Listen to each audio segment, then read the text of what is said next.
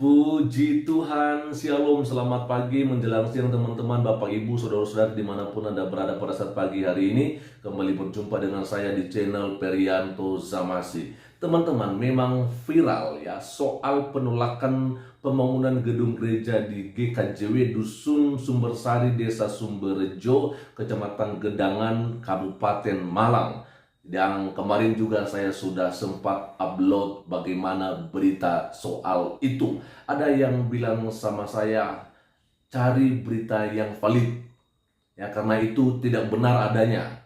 Ya, justru pembangunan gereja di sana sudah dilanjutkan. Nah, memang benar, pada kesempatan ini nantinya saya akan share kepada kita bagaimana ketika viral itu soal penolakan, ya karena ada surat yang beredar di media sosial, lalu kemudian ada pembatalan yang dilakukan oleh pengurus ranting Nahdlatul Ulama di Malang soal pembangunan gereja itu. Artinya surat penolakan itu mereka batalkan, teman-teman ya. Tapi sebelum saya bacakan itu, saya akan bacakan terlebih dahulu bahwa benar adanya ada penolakan di sana. Jadi saya tidak menyampaikan atau saya tidak membagikan berita yang tidak valid ya. Ada sumbernya. Saya akan baca di sini. Ini dia ya. Assalamualaikum warahmatullahi wabarakatuh. Salam silaturahmi kami sampaikan. Semoga kita senantiasa dalam lindungan dan maunah Allah SWT ya. Dalam rangka menjaga kerukunan dan kenyamanan di lingkungan warga yang mayoritas beragama Islam, maka kami menyatakan satu, ini dia ya, menolak pendirian rumah doa atau gereja di RT 47 RW 14 Dusun Sumbersari, Desa Sumberjo, Kecamatan Gedangan. 2. Meminta kepada Kepala Desa Sumberjo untuk tidak memberikan rekomendasi pendirian rumah doa atau gereja di RT 47 Dusun Sumbersari, Desa Sumberjo, Kecamatan Gedangan. Lalu yang ketiga, panitia pembangunan untuk tidak melakukan kegiatan pembangunan rumah doa atau gereja di RT 47 RW 14 Dusun Sumbersari, Desa Sumberjo, Kecamatan Gedangan. 4. Demi keharmonisan, kenyamanan, dan keamanan bersama agar dapat dilaksanakan dengan penuh tanggung jawab. Demikian surat ini disampaikan, atas perhatiannya kami sampaikan jazakumullah asalal jasa dan selanjutnya. Jadi jelas bahwa video yang saya berikan kemarin itu sumber beritanya ada surat yang beredar di media sosial kalau ya ada penolakan pembangunan gereja yang dilakukan oleh pengurus ranting Nahdlatul Ulama di Dusun Sumbersari, Desa Sumberjo, Kecamatan Gedangan, Kabupaten Malang, dan akhirnya surat tersebut dibatalkan ya. Mereka batalkan sendiri. Bagaimana teman-teman? Kita akan lihat saja ya. Di sini disampaikan, saya lansir dari situs kompas.com ya, dengan judul pengurus ranting NU di Malang batalkan surat penolakan pembangunan gereja. Ya, artinya sudah sempat ada tetapi mereka batalkan. Bagaimana ceritanya? Kita akan lihat saja di sini ya. Selembar surat penolakan pembangunan gereja di Desa Sumberjo, Kecamatan Gedangan, Kabupaten Malang, Jawa Timur beredar di media sosial. Surat penolakan itu dibuat oleh pengurus ranting Nahdlatul Ulama atau NU Desa Sumberjo tertanggal 20 Januari 2023. Jelas ya, ada penolakan ya. Lalu kemudian dalam 4 poin yang disampaikan dalam surat tersebut menyatakan menolak pendirian rumah doa atau gereja di RT 47 RW 14 Dusun Sumbersari, Desa Sumberjo dengan alasan untuk menjaga keharmonisan, kenyamanan, dan keamanan masyarakat bersama ya. Artinya bahwa mereka menolak itu ya agar ada keamanan dan kenyamanan. Artinya ya jangan sampai ada bangunan gereja gitu teman-teman ya, maka baru ada yang namanya kenyamanan dan keamanan. Oke, lalu berikutnya meminta kepada Kepala Desa Sumberjo untuk tidak memberikan surat rekomendasi pendirian rumah doa atau gereja tersebut. Tulis dalam poin kedua surat penolakan tersebut. Jadi jelas ya, di sini juga disampaikan kepada Kepala Desa untuk tidak mengeluarkan rekomendasinya. Selanjutnya, keluar surat dari pemerintah Desa Sumberjo yang ditujukan kepada Ketua Pepantan Sumbersari GKJW Jemaat Suwaru tertanggal 21 Januari 2023. Dalam surat itu, pemerintah Desa Sumberjo menyampaikan bahwa dari hasil mediasi antar warga pada 17 Januari 2023, GKJW Jemaat Suwaru diminta menghentikan segala kegiatan pembangunan rumah doa atau gereja di Desa Sumberjo. Jadi jelas teman-teman ya. Jadi ini bukan berita hoax ya, tapi memang benar adanya. Namun kemudian memang dibatalkan sendiri ya kan.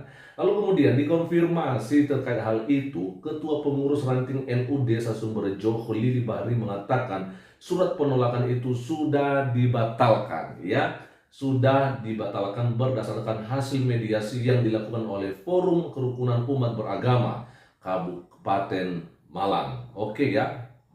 Lalu berikutnya, sudah dibatalkan, ini dia penjelasannya, sudah dibatalkan dan kami tidak ikut campur lagi, kita serahkan kepada FKUB, kata Khalili melalui sambungan telepon pada hari Rabu yang lalu, 8 Maret 2023. Khalili mengatakan sebelumnya pengurus ranting NU Desa Sumberjo melayangkan penolakan atas dasar masukan dari masyarakat.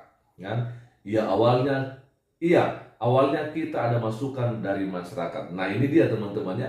Jadi memang penolakan ini bukan atas dasar kehendak daripada kepala desa ya, tapi ini memang desakan dari masyarakat yang memang mereka tidak mau ya kalau didirikan gereja di situ teman-teman ya. Jadi kita harus lihat akar permasalahannya dulu. Kenapa sampai mereka tidak mau ya kalau gedung gereja dibangun di desa tersebut. Nanti kita akan bahas dulu soal bagaimana aturannya. Nah itu kemudian tentunya ada aturan yang memang sampai sekarang juga menjadi dilema buat kita, apalagi yang minoritas teman-teman ya, dimana pada akhirnya mereka yang minoritas ya tidak bisa mendirikan bangunan gerejanya kalau tidak memenuhi persyaratan SKB 2 Menteri atau peraturan bersama Menteri Agama dan Menteri Dalam Negeri. Nah ini dia teman-temannya, kita akan lanjut saja dulu.